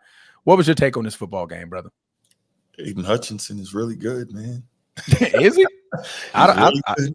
He can get, get consistent pressure, get after guys. Heck of a ball player. But that said, man, clearly not the best game by the Bucs last night. Baker only 28 of 50, normally a high 60s, low 70s completion type guy. And, that wasn't able to happen. 1 touchdown, 1 interception, just really good defensive plan by the Lions. One of the few games you'll see Mike Evans get held without a catch. So that was great. He did get hurt. Only 4 targets, but still, I mean, and yes, no doubt he got dinged up. He got hurt. But how often do you see him without a catch? Correct. Not even one. So, you got that. As a matter of fact, I think the play he got hurt on would have been a catch, but he broke his collarbone. So he's going to be out for the next 6 to 8 weeks. So that play, he broke his collarbone. So he let the ball go because he was, dealing with that injury. So that would have been the catch. So, yeah. And you know what I got to say about that? This is going to be the first time in Mike Evans' professional career he doesn't have 1,000 receiving yards. Correct. That's a tough way to Which would have broken the record. That's so tough, man. Which would have broken the record. That's a tough way to end the streak by injury, man. So shout out to Mike Evans. Get well soon. But yeah, let's give a shout out to the Detroit Lions. Jared Goff didn't exactly light it up either. He was his usual accurate self, 20 for 29 for 241, 1 touchdown, 1 pick. But just Jahmyr Gibbs. I was about to say, remember we talked about not David Montgomery. Jahmyr Gibbs? No, Chicago. We talked about DeAndre Swift. DeAndre Swift, thank you. At like 19 for $125 or something like that, right? Right around those numbers. Jahmyr Gibbs now 17 for 136, 2 touchdowns, right? So again, we go back to this offensive scheme and 3 for 82, 3 for 82 in the receiving game. So we go back to this scheme and we're talking about having a dynamic impact running back that takes pressure off your quarterback. Correct. It works, and we saw that, No, absolutely. Over 200 yards from scrimmage, which is his personal record. I believe it was 218 now. So it would have been 218 yards from scrimmage is what? No. Yeah, I'm correct. 218. That's the total. 218 yards from scrimmage, which is his personal career record, career high, of most scrimmage yards in a football game. Jared Goff had 241. So my running back was accountable for 218 yards. Right. My quarterback got 241. I like that ratio for my running back to be able to get those amount of yards without my quarterback having to throw the ball. And obviously they just kept the ball out of Baker's hands as much as possible and really just controlled the tempo of the game offensively, getting it done when it mattered the most. They missed a couple of kicks that would have kind of put it away a little bit earlier, which kind of kept Tampa Bay in that situation. But again, to your point, Bruce, Aiden Hutchinson, that kid's a beast. Yes. That kid's a beast, and he goes and he gets the football. He gets after you quarterback, and he makes it uncomfortable. Baker was uncomfortable all night. Once Mike Evans went out, it got worse. He stepped up. Cade Otton did step up for some crucial plays there in the fourth quarter in particular. But it was a lot of overthrows to Emeka Ibuka where it was just wide open. Tez Johnson was wide open in the end zone, another overthrow. And it just wasn't a Baker night. No, and every night can't be one. Like, this is the NFL. Like, yeah, Baker was hot. He was up there in the MVP race, but even MVPs are going to have off nights. This is the NFL. You're not just going to dominate like that every game. So. No, absolutely. Fun fact, I didn't know Baker was 2-7 in Monday Night Football games. Wow. I didn't know that. I didn't know that either. So if I would have knew that stat, I probably would have picked the Seahawks. Right. I'm like, ooh, he's not okay. He's not good on Monday night. Monday is just not his day.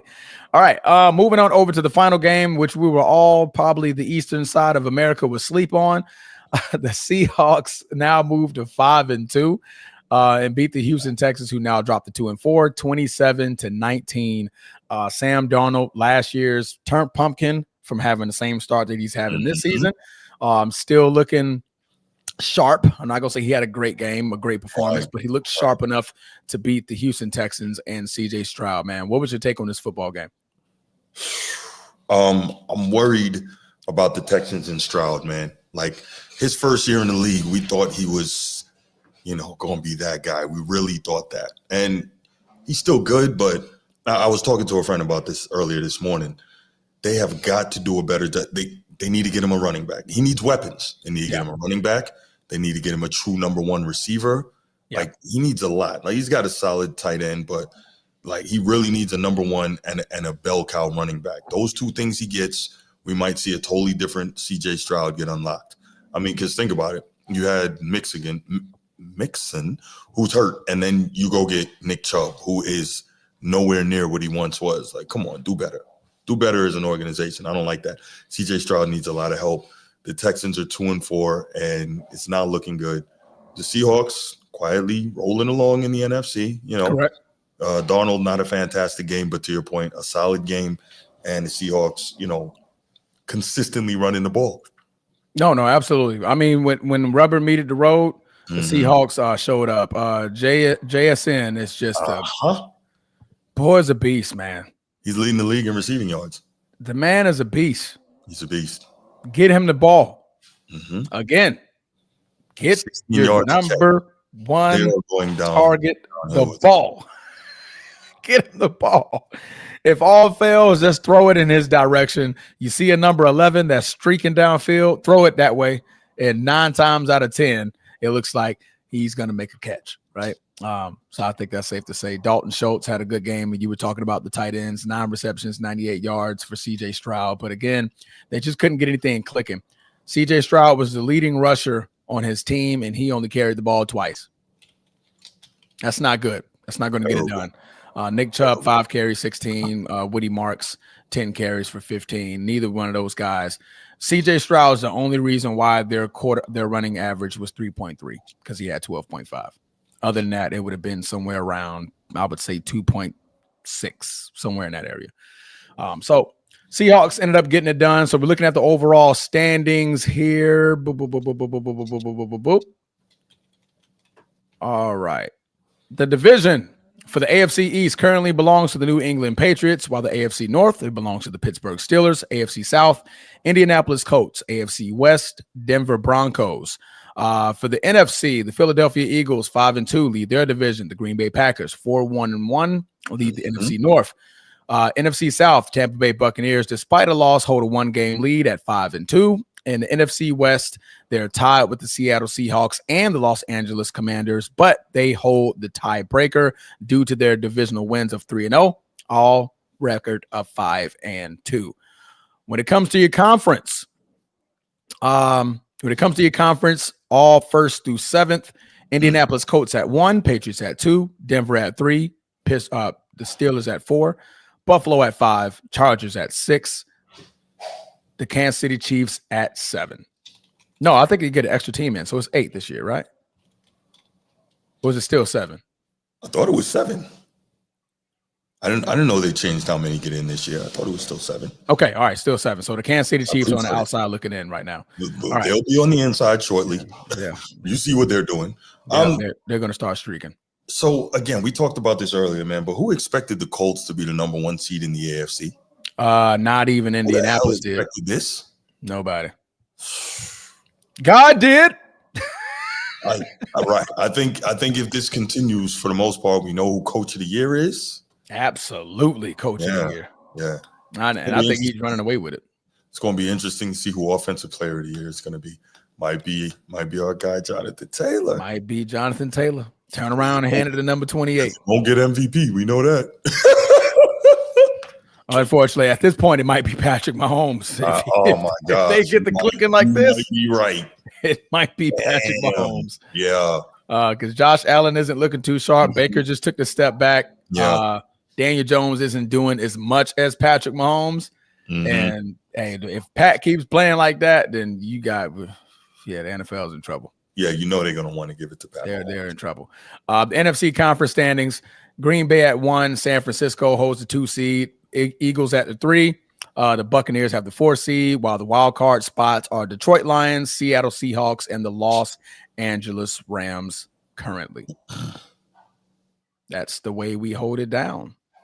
That's the way we hold it down. That's the way we hold it down. So that is our record for the week on the wrap up. And I want to take this moment of silence and give love to Bruce, who had a phenomenal week in the weekly pick'em of a 13-2. Woo! 13-2. There we go. Only 2 picks he got wrong, where he picked the Jets to beat the Carolina Panthers. Okay. And the Washington Commanders to beat Dallas. Other than that, he had every single game right, with the exception of 2.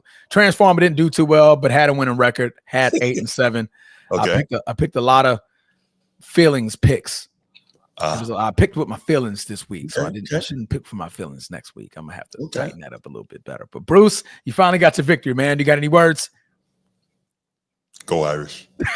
Nothing to do with the NFL. Nothing to do with the NFL. With the pick'em, it is go Irish. Go Irish.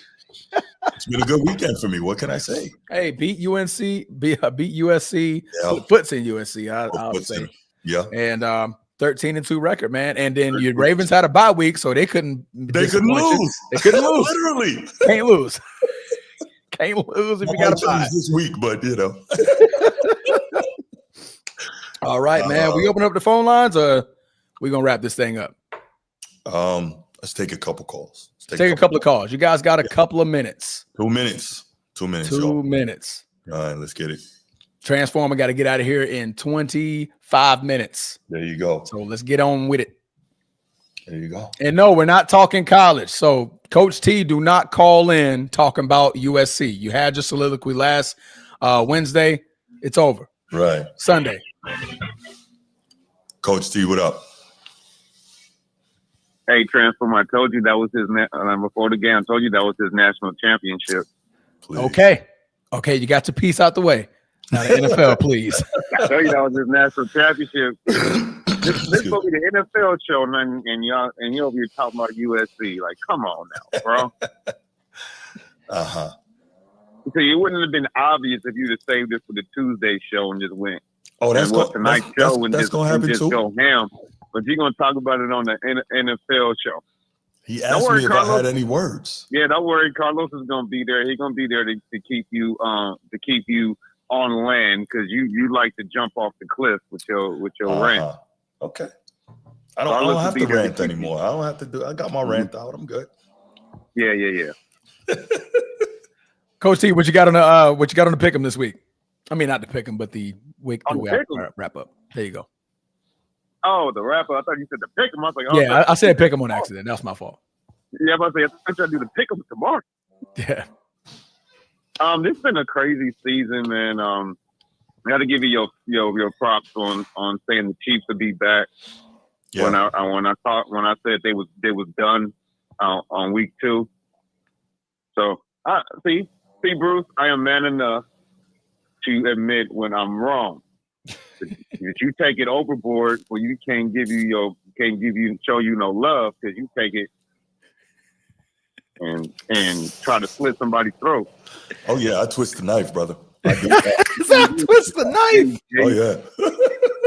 yeah, you do, but it's all right. Well, who let last better. Hey, look, man, I've been suffering for almost a year with the damn Navy. Back to the NFL. Back to the NFL. Back to the NFL. Mm-hmm. Back to the NFL. Back to the NFL. My Niners, just taking advantage of. They're taking advantage of a favorable schedule, as they should, and they're playing good ball, which is not their fault. No, not at all. You just have to beat who's in front of you. Correct. In spite of all the injuries, being 5-2 is impressive. It is, sure. That's all I'm gonna say. Your Packers is looking good too. They bounced back. Mm-hmm. You know, Yo, I desperately needed it. I wish your Packers would be a little bit more consistent and start. You know, but I think by week 8, week 9, we'll see if your Packers are a true contender or not. I just want to see consistency because I like Jordan Love. I think he's going to turn into the next great Packers quarterback. It's possible. He can. The jury's still out there that he's still young, but he can. He's getting the playoff experience. So we'll see about week 8. I want the Packers to be good because when we see y'all in the playoffs, I don't want it to be no excuses, Transform. So I want the Packers on their best form. Yeah. Really? Y'all gonna put the USC thing on the screen? All right. So y'all just trolling today. Oh, I love it. Thank you, Transformer. I said y'all just trolling today. I didn't do that. I swear, I had nothing to do with it. Hey, y'all trolling, so y'all trolling me today. I get it. I want it known. I didn't do that, but I welcome it. It's all trolling today. Huh? All right. Oh my God. Hey, that was great, Transformer. I appreciate that, bro. Hey man, you know, I'm just out here just to, you know, give the fun and the jokes. That's right. Thank you, man. I appreciate it. Yeah. But I can sleep better at night knowing that that my team at least got revenge for me on Xavier Watts for getting those pick 6 last year. Definitely. Absolutely. So the only question I have for y'all is do y'all think that here we go.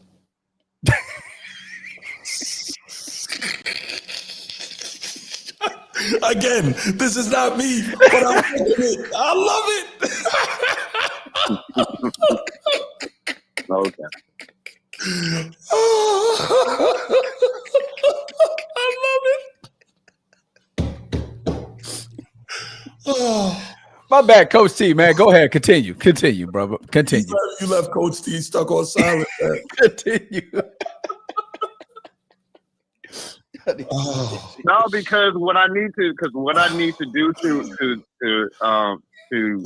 challenge that is going to hurt my co-host's feelings, so I can't say it because he's a Florida State fan too. Oh my! I mean, you can't say nothing to hurt my feelings that Mike Novell have already done. He might be going for real, man. So I'm gonna leave it. So I'm gonna leave that one alone. It's just sports talk. Y'all, you know, it's okay. I can, you know, he has to get because he lost that bet with Chief, and he has to say the Army and Navy fight song all year, so he's taking it out on me, which is okay. You know, hey. and you as co-host, so you're supposed to have his back. So I mean, I'm with you when you're right. I understand. I know it's because of what I said about the Packers, but it's all good. Man. It's all good. No, but for real though, is this year so far this year, man? I like the parity because it's not the same teams at the top again. Right. Yeah, I love what we're seeing. You're seeing the coach coming. You see the coach getting back into form. You're seeing the Patriots get back into form. Mm-hmm. Bears is playing decent football. The Niners hope they win. Hopefully, we win the division. Mm-hmm. You're in position, but you're all tied. But you're in position. Yeah, we just gotta handle business in the division, like beat the Rams again. And for some reason, the early victories don't matter in the standings when it comes to the end of the season. It's the later victories that I've noticed with the NFL that gives you the tiebreaker. Like you can split, but if you won the last game, you win the tiebreaker, which is like weird in NFL. Well, no, if they go divisional, then after that they go conference. So if you're the leader in your division, and the tiebreaker then be okay, what are your conference wins?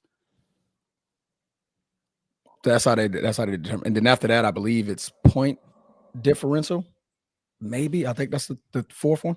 But it first goes division, then it goes conference, and I think that the third one is point differential. We had division first, conference, then non-conference, then point. Yeah, somewhere around there. But I know the divisional conference comes first. Yeah, that's why those ties kind of put a wrinkle in things. Those ties put wrinkles in things when you get those ties in there because you don't see them that often. It's kind of like, yeah. But no, I don't. As far as like what you guys said about Baker, do I feel like that Baker got exposed a little bit on Monday night? I didn't watch the whole game. Right. I don't know that he got exposed, Coach. I don't think he obviously played an outstanding defense and a very good team, right? So shouts to them. Yeah, go ahead. I'm sorry. That's why I said a little bit because he played against a championship level defense. Right. That's why I said a little bit because he was mopping the floor against average defenses. He actually destroyed our defense too. So maybe that could say a lot about us. Maybe our defense isn't as good as we think, like I think it is. We don't know because we're not going to see no elite teams until the playoffs. Got you. Yeah. Coach T, let me go ahead and let me take this, man. I appreciate the call, brother. Thank you. Oh, and leave Ed Dog alone, man. All right, man. He's calling right now. Man, let me take this. Leave the Joker talk. Leave Joker and Ed Dog alone, man, bro. All right, man. All right, bro. All right, brother. Thanks for the call. Edward, call back, man. I just missed you. Go ahead and call. I love it. Edward, call back, man. That's gonna be cold, man. Why you did that? That's cold. Why are you blaming this on me? Hey, listen, I respect it. I love it. I'm just saying. Edward, what's going on, my brother? How are you? Yeah, whatever. What up, Transformer? Damn, bro. Sheesh. Nah, you don't understand. You don't understand when it comes to this dude. We're not talking about none of that. What you got on the topic, man? Exactly. We're not talking about that. Good. You leave me alone. Nobody messing with you, man. Bruh. Go on with your call. But chill. Thank you. Now, again, I heard now, Transform, you talking about New England. I'm impressed with what they're doing. Yes, I am, because they be a top team and plus in their division. So yeah, they are. But I know tomorrow is the top 5 pick 'em. But anyway, what else? So did y'all talk? Well, of course y'all did talk about it. The Denver Broncos with the Giants. Who's at fault? Was that coaching or was that the players when they had 33? It's a mix of both when you give up 33. I think in a situation like that, it just starts to snowball, and it's almost like there's nothing you can do. So I don't know. Is that the coaching or the players? Maybe the players more so than the coaching. Like, have some pride out here. How are you going to let this thing get away from you? I don't know. Maybe the players a little bit, I think. Yeah. And then, so am I too early to jump on the band?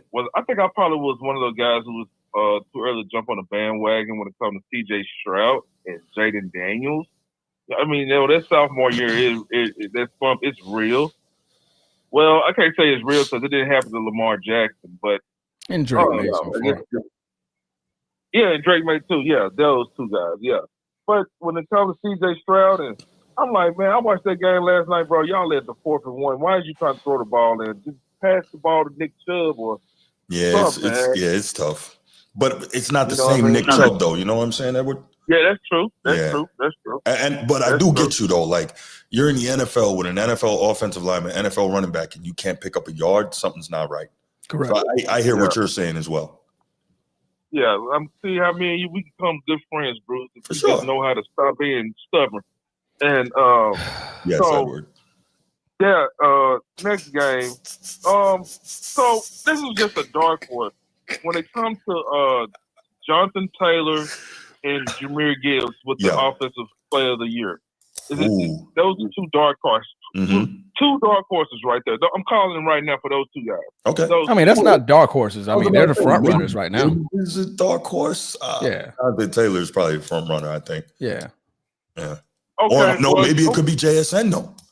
JSN could be in that conversation. I think you're arguably top 5. Jonathan Taylor's running away with it right now. Literally running away with it right now. Literally, but then you got Jason Smith and Jigba, and then Jahmyr Gibbs is definitely the other one. Yeah. Mm-hmm.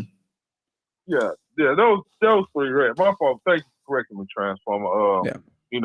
Front runner. I appreciate that, man. You showing love right now.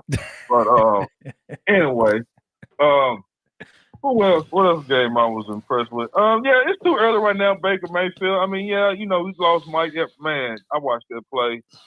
That's tough. Yeah, it was tough. Tough, man. It was real tough. Was this 11th season or his 12th season, if I'm not mistaken? I think this is the 12th season, I think. I just feel bad that whatever season it is, that he's going to lose his shot at the record because of injury.